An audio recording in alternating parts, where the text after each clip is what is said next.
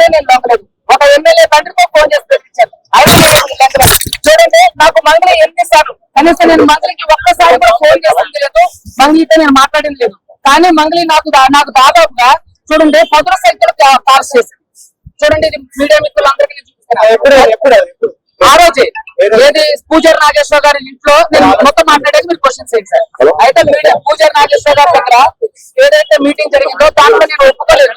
దాంట్లో ఒప్పుకున్నప్పుడు నాకు ఎన్నిసార్లు కాల్స్ చేసిందో చూడండి.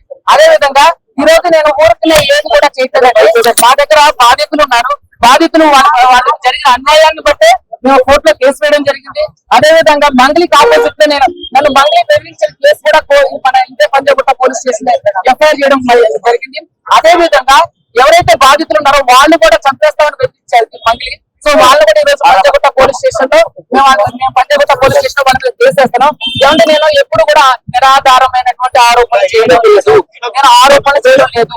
నేను సాక్ష్యాలు తీసుకొచ్చాను. మంగళిని ఒక్క సాక్ష్యం చూపించమనండి. అంటే సుప్పు బెదిరించింది అన్నట్టు ఏదైనా మాట్లాడితే నేను పంచారా పెట్టాను, అదే కులం కాటని వాడుతున్నారు. దయచేసి మంచి పద్ధతి కాదు. ఇప్పుడు అడ్వకేట్ సుప్పు మీద కేసు పెట్టిన మంగళి ప్రధాన నిందితుడు రమావతి మీద ఎందుకు కేసు పెట్టడం లేదు?